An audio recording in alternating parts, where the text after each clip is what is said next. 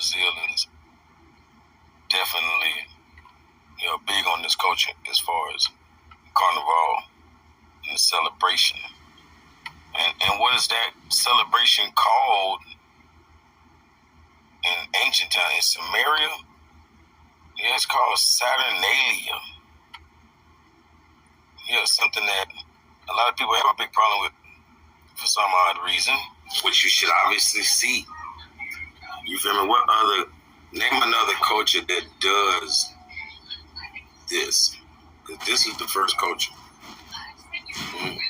This Sumerian culture, this God Anu. This is the God of that culture. This winged deity. That's what they would call it. A winged deity. So,